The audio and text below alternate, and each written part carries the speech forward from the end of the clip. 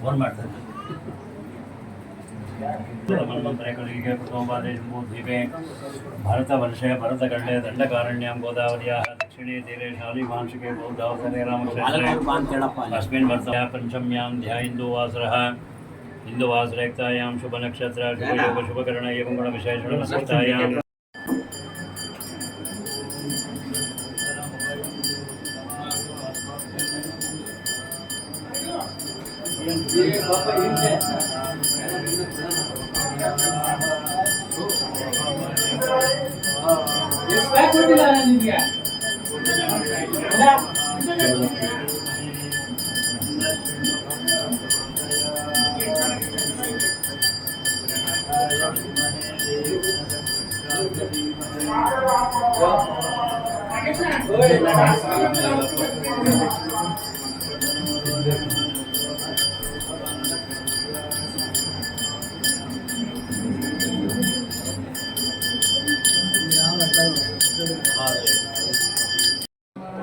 योगिमानस पद्मार्कं सच्चिदानंद विग्रहं सद्विद्याधारं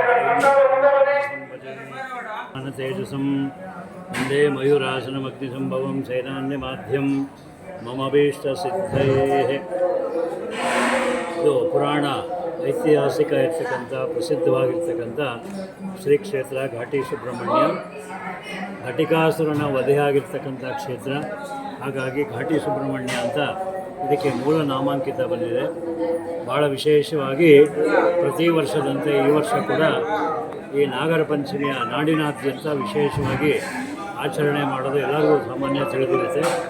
ಹಾಗಾಗಿ ಘಾಟಿ ಸುಬ್ರಹ್ಮಣ್ಯದಲ್ಲೂ ಕೂಡ ಬೆಳಗ್ಗೆ ಪಂಚಾಮೃತ ಅಭಿಷೇಕ, ಕ್ಷೀರಾಭಿಷೇಕ, ರುದ್ರಾಭಿಷೇಕ, ಗಂಧಾಭಿಷೇಕ ಈ ಅಭಿಷೇಕಗಳೆಲ್ಲ ಮಾಡಿ ಈ ಸ್ವಾಮಿಯನ್ನು ದಿವ್ಯವಾಗಿ ಅಲಂಕರಿಸಿ ಬೆಳ್ಳಿಯ ಪಲ್ಲಕ್ಕಿಯಲ್ಲಿ ಸ್ವಾಮಿಯನ್ನು ಇರಿಸಿ ಪ್ರಾಕಾರೋತ್ಸವ ಕೂಡ ವಿಶೇಷವಾಗಿ ಮಾಡ್ತೀವಿ. ಹಾಗೂ ಬಂದಿರತಕ್ಕಂಥ ಭಕ್ತಾದಿಗಳಿಗೂ ಕೂಡ ವಿಶೇಷವಾದ ಪ್ರಸಾದವನ್ನು ಕೂಡ ವಿತರಣೆ ಮಾಡ್ತಾಯಿದ್ದೀವಿ. ಎಲ್ಲ ನಮ್ಮ ದೇವಾಲಯದ ಎಕ್ಸಿಕ್ಯೂಟಿವ್ ಆಫೀಸರು ಮತ್ತು ಕಾರ್ಯದರ್ಶಿಗಳು ಮತ್ತು ನಮ್ಮ ಅರ್ಚಕ ಸಿಬ್ಬಂದಿಯವರು ಎಲ್ಲರೂ ಸೇರಿ ಎಲ್ಲ ವಿಶೇಷವಾಗಿ ಭಗವಂತನ ಆರಾಧನೆ ಮಾಡಿ ಬರ್ತಕ್ಕಂಥ ಭಕ್ತಾದಿಗಳಲ್ಲಿ ಯಾವುದೇ ರೀತಿಯಾಗಿರ್ತಕ್ಕಂಥ ಒಂದು ಸರ್ಪದೋಷ ಇದ್ದರೆ ಅದೆಲ್ಲ ನಿವಾರಣೆ ಆಗಲಿ ಅನ್ನೋ ಉದ್ದೇಶದಿಂದ ಈ ಒಂದು ಕಾರ್ಯಕ್ರಮವನ್ನು ವಿಶೇಷವಾಗಿ ಇವತ್ತು ನಾಗರ ಪಂಚಮಿ ದಿವಸ ವಿಶೇಷವಾಗಿ ಆಚರಣೆ ಮಾಡ್ತಾಯಿದ್ದೀವಿ.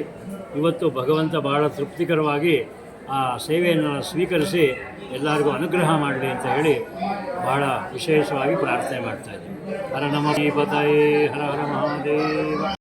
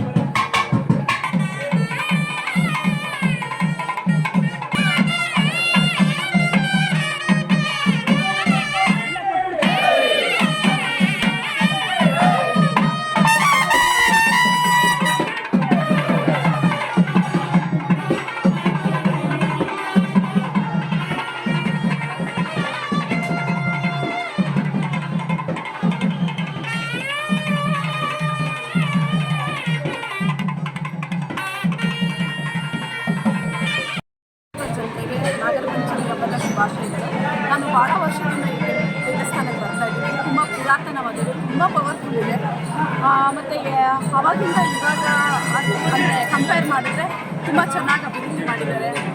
ತುಂಬ ಚೆನ್ನಾಗಿ ಕ್ಯೂ ಸಿಸ್ಟಮ್ ಆಗಲಿ, ಇಲ್ಲಿರೋ ಆಡಳಿತ ಮಂದಿಗಳಾಗಲಿ ಎಲ್ಲನೂ ತುಂಬ ಚೆನ್ನಾಗಿದೆ. ಸೊ ಎಷ್ಟು ಬೇಗ ನಾವು ಬರ್ತೀವಿ ಅಷ್ಟು ಬೇಗ ದರ್ಶನ ಆಗೋದು. ತುಂಬ ಕಾಯಬೇಕು, ಎಲ್ಲ ದೇವಸ್ಥಾನಗಳ ಥರ ಕ್ಯೂ ಅಲ್ಲಿ ಗಂಟೆ ಕಾಯೋದು ಆ ಥರ ಎಲ್ಲ ಏನಿಲ್ಲ. ಸ್ವಾಮಿ ದರ್ಶನ ಚೆನ್ನಾಗಾಗುತ್ತೆ. ನಾಗರ ಪಂಚಮಿ ಇಲ್ಲಿ ಬಂದು ದರ್ಶನ ಮಾಡಿ ಏನೋ ಒಂದು ಇಷ್ಟ ಸಿದ್ಧಿ ಆಗುತ್ತೆ ಅಂತ ನಂಬಿಕೆ ಇದೆ. ಹೌದು, ತುಂಬ ಪವರ್ಫುಲ್ ಇದೆ. ನಾನು ಬಹಳ ವರ್ಷ ಚಿಕ್ಕ ಮಗುವಿಂದ ಬರ್ತಾ ಇದ್ದೀನಿ, ತಂದೆ ತಾಯಿ ಬಗ್ಗೆ ಬರ್ತಾ ಇತ್ತು. ಸೊ ಅದನ್ನು ಹಾಗೆ ರೂಢಿಸ್ಕೊಂಡು ಇವಾಗಲೂ ಬರ್ತಾ ಇದ್ದೀನಿ. ಇವತ್ತು ಯಾವ ರೀತಿ ಸೆಲೆಬ್ರೇಷನ್ ಮಾಡಿದ್ರು ನಾಗರ ಪಂಚಮಿ ಉತ್ಸವ ಆಡೋದೆಲ್ಲ ಯಾವ ರೀತಿ ಮಾಡಿದ್ರು ಇವತ್ತು ಅಂತ? ಫಸ್ಟ್ ದೇವಸ್ಥಾನಕ್ಕೆ ಬಂದು ಸುಬ್ರಹ್ಮಣ್ಯ ದರ್ಶನ ಮಾಡ್ಕೊಂಡು ಆಮೇಲೆ ನಾಗರಕಟ್ಟೆಗೆ ಊಟಕ್ಕೆಲ್ಲ ಹಾಡೋದು ಮಾಮೂಲಿ ಇದೆ. ಜನ ಇದ್ದಾರೆ ಮೇಡಮ್, ಪ್ರೌಡ್ ಇದ್ದಾರೆ. ಹೌದು ಗೊತ್ತಿದೆ, ಚಿಕ್ಕ ಬರ್ತಾ ಇದ್ದಾರೆ. ಹೌದು. ನಿಮ್ಮ ಹೆಸರು? ಸೌಮ್ಯ. KH ಮುನಿಯಪ್ಪ ಸಾಹೇಬರು,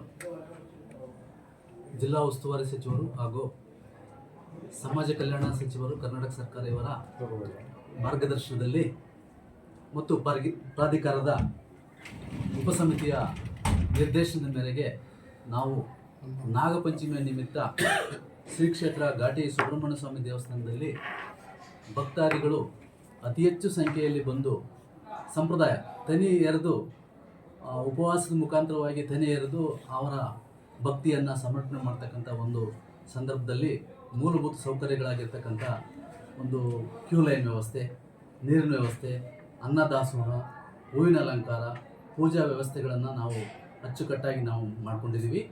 ಈ ಹಿನ್ನೆಲೆಯಲ್ಲಿ ಬಂದಿರತಕ್ಕಂಥ ಆಗಸ್ಟ್ 15ರಿಂದ 18ರವರೆಗೂ ಏನು ಸಾರ್ವಜನಿಕರು ಬರ್ತಾರಲ್ಲ ಅದನ್ನು ನಾವು ಉದಾಹರಣೆಯಾಗಿ ನೋಡೋದಾದರೆ 15ನೇ ತಾರೀಕಿಗೆ ಸುಮಾರು 10ರಿಂದ 15 ಸಾವಿರ ಜನ ಬಂದಿದ್ದರು. ನಿನ್ನೆ ಭಾನುವಾರ ಒಂದು 20 ಸಾವಿರ ಜನ ಬಂದಿದ್ದರು. ಯಾವುದೇ ಒಂದು ತೊಂದರೆ ಇಲ್ಲದಂಗೆ ದಾಸೋಹ ವ್ಯವಸ್ಥೆ, ಪೂಜಾ ವ್ಯವಸ್ಥೆ, ದರ್ಶನ ವ್ಯವಸ್ಥೆ ನಾವು ಮಾಡ್ಕೊಂಡಿದ್ದೀವಿ. ಈ ಸಲ ವಿಶೇಷವಾಗಿ ಒಂದು ಹೂವಿನ ಅಲಂಕಾರ ಮಾಡಬೇಕಂತೇಳಿ ನಮ್ಮ ಸದಸ್ಯರು ಹೇಳಿದ ಕೂಡಲೇ ಹೂವಿನ ಅಲಂಕಾರವನ್ನು ಒಂದು ವಿಶೇಷವಾಗಿ ಮಾಡಿದ್ದೀವಿ. ಒಂದು ಅಭಿವೃದ್ಧಿ ಕಾರ್ಯಕ್ರಮಕ್ಕೆ ಸಂಬಂಧಪಟ್ಟಂತೆ ಹೇಳೋದಾದರೆ ಈ ದೇವಸ್ಥಾನದಲ್ಲಿ ಒಂದು ದೇವಸ್ಥಾನದ ಮುಂಭಾಗದಲ್ಲಿ ಕಲ್ಲಿನ ಮಂಟಪವನ್ನು ಕಟ್ತಕ್ಕಂಥದ್ದು ದಾನಿಗಳ ವತಿಯಿಂದ, ಮತ್ತು ದೇವಸ್ಥಾನದ ಗರ್ಭಗುಡಿಗೆ ಸ್ಟೋನ್ ಕ್ಲಾಡಿಂಗ್ ಮಾಡ್ತಕ್ಕಂಥದ್ದು ದಾನಿಗಳ ವತಿಯಿಂದ, ಮತ್ತು ಇನ್ನಿತರ ಸಣ್ಣ ಪುಟ್ಟ ಕಾರ್ಯಗಳನ್ನು ನಾವು ದಾನಿಗಳ ವತಿಯಿಂದ ಮಾಡ್ತೇವೆ. ಮತ್ತು ಪ್ರಾಧಿಕಾರದ ವತಿಯಿಂದ ನಾವು ಅಭಿವೃದ್ಧಿ ಕಾರ್ಯಕ್ರಮಗಳನ್ನು ಏನೇನು ತೊಗೊಂಡಿದ್ದೀವಿ ಅಂತಂದರೆ ಬಹುಮುಖ್ಯವಾಗಿ ಅಲ್ಲಿ ಏನು ಅನ್ನದಾಸೋಹ ಇದೆಯಲ್ಲ ಒಂದು ಚಿಕ್ಕದಾಗುತ್ತೆ. ಈಗ ಬರ್ತಕ್ಕಂಥ ಜನಗಳ ಒಂದು ಜನಸಂದಣಿ ಮೇರೆಗೆ ನಾವು ಎಲ್ಲಿ ಮಾಡ್ಬೋದು ಅಂತೇಳಿ ತೀರ್ಮಾನ ಮಾಡಿ ಈಗಾಗಲೇ ಪ್ರಾಧಿಕಾರದವರು ನಮ್ಮ ಹಳೆಯ ಒಂದು ಎಕ್ಸಿಕ್ಯೂಟಿವ್ ಆಫೀಸರ್ ಕ್ವಾರ್ಟರ್ಸ್ ಪಕ್ಕದಲ್ಲಿ ಖಾಲಿ ಜಾಗ ಇರತಕ್ಕಂಥ ಸ್ಥಳದಲ್ಲಿ ಸುಮಾರು 16 ಕೋಟಿ ವೆಚ್ಚದಲ್ಲಿ ಒಂದು ಅನ್ನದಾಸೋಹ ಭವನ ಕಟ್ಟಬೇಕು, ಮತ್ತು ಸುಸಜ್ಜಿತವಾದ ಒಂದು ಶೌಚಾಲಯವನ್ನು ಕಟ್ಟಬೇಕು, ಒಂದು ತೇರು ಬೀದಿಯಲ್ಲಿ ಒಂದು ರಿನೇಷನ್ ಮಾಡಬೇಕು, ಮತ್ತು ವೈಟ್ ಟ್ಯಾಪಿಂಗ್ ಕಾಮಗಾರಿ, ಹೀಗೆ ಹಲವಾರು 3ರಿಂದ 4 ಕಾಮಗಾರಿಗಳನ್ನು ಈಗಾಗಲೇ ನಾವು PWD ವತಿಯಿಂದ ತೊಗೊಂಡಿದ್ದೀವಿ. ಟೆಂಡರ್ ಕರೆದಿದ್ದೀವಿ, ಟೆಂಡರ್ ಓಪನ್ ಆಗಿದೆ. ಇನ್ನೇನು ವರ್ಕ್ ಆರ್ಡರ್ ಕೊಡಬೇಕು. ಮೊನ್ನೆ ಸಚಿವರ ಹತ್ರ ನಾವು ಪ್ರಾಧಿಕಾರದ ಮೆಂಬರ್ ಎಲ್ಲರನ್ನು ಹೋಗಿ ನಾವು ಭೇಟಿ ಮಾಡಿದಾಗ ಈ ಶ್ರಾವಣ ಮಾಸದಲ್ಲಿ ಭೂಮಿ ಪೂಜೆ ಮಾಡೋಣ ಅಂತ ಹೇಳಿದ್ದಾರೆ. ಸಾಹೇಬರು ಡೇಟ್ ತಗೊಂಡು ಮತ್ತು ಮುಜರಾಯಿ ಸಚಿವರ ದಿನಾಂಕವನ್ನು ತೆಗೆದುಕೊಂಡು ನಾವು ಭೂಮಿ ಪೂಜೆಯನ್ನು ಈ ತಿಂಗಳೊಳಗಾಗಿ ನಾವು ಮಾಡಿ ಭಕ್ತರಿಗೆ ಇನ್ನೂ ಹೆಚ್ಚಿನ ಒಂದು ಮೂಲಭೂತ ಸೌಕರ್ಯಗಳನ್ನು ಕಲ್ಪಿಸಬೇಕು ಅಂತೇಳಿ ನಾವು ಅಂದ್ಕೊಂಡಿದ್ದೀವಿ ಸರ್. ಎಷ್ಟು ಆಸನ ಸಂಬಂಧಪಟ್ಟಂತೆ 2 ಫ್ಲೋರ್ ಸರ್, ಗ್ರೌಂಡ್ ಫ್ಲೋರು ಮತ್ತು ಫಸ್ಟ್ ಫ್ಲೋರ್ ಮಾಡಿದ್ದೀವಿ ಸರ್. 5,000 ಜನಕ್ಕೆ ಅಷ್ಟು ಮಾಡಬೇಕು ಅಂತ ಪ್ಲ್ಯಾನ್ ಮಾಡಿದ್ದೀವಿ. ತದನಂತರ ಕ್ಯೂ ಕಾಂಪ್ಲೆಕ್ಸು ಸಹ ಅದ್ರ ಜೊತೆಯಲ್ಲೇ ಮಾಡಬೇಕು ಅಂತ ನಾವು ಕಾರ್ಯಕ್ರಮ ಫ್ಲೋರು ಮತ್ತು ಫಸ್ಟ್ ಫ್ಲೋರ್ 2 ನಾವು ಮಾಡಿದ್ದೀವಿ ಸರ್.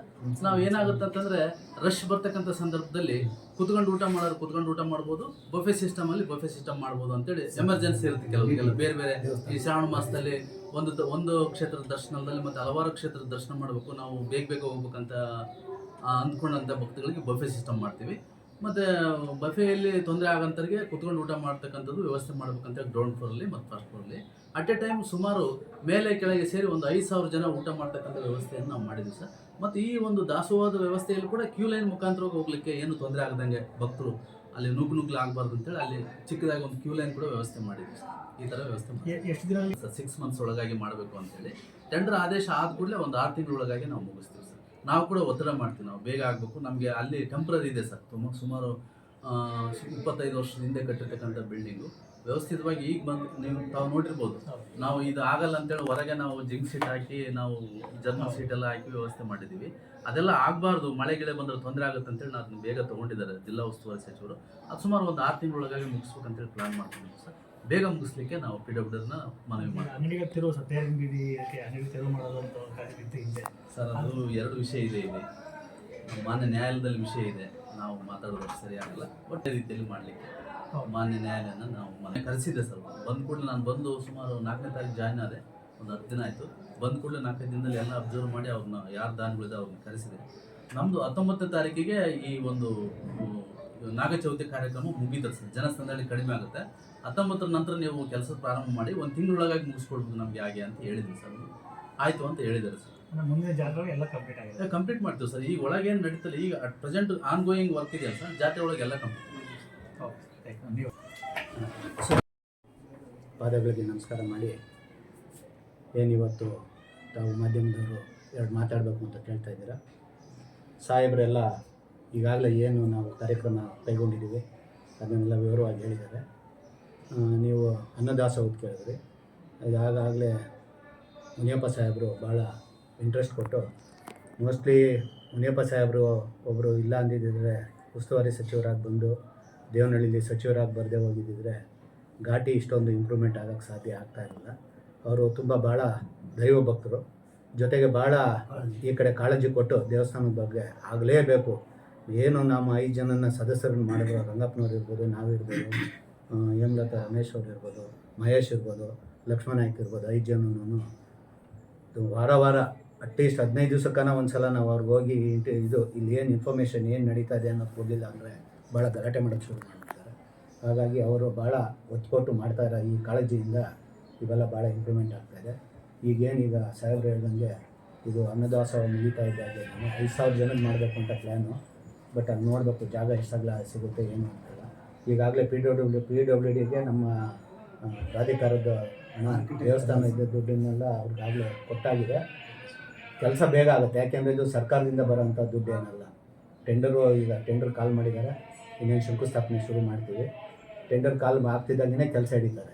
ದುಡ್ಡು ತೊಗೊಳೋದು ಏನು ತಡ ಆಗೋದಿಲ್ಲ. ನಮ್ಮ ದೇವಸ್ಥಾನದಲ್ಲಿ ಸುಮಾರು 34, 35, 30 ಕೋಟಿ 40 ಕೋಟಿ ಒಳಗಡೆ ತಕ್ಕ ದುಡ್ಡು ಇರೋದ್ರಿಂದ ನಾವು ಆ ದುಡ್ಡು ಕೊಟ್ಟು ಮಾಡಿಸ್ತಾ ಇದ್ದೀವಿ.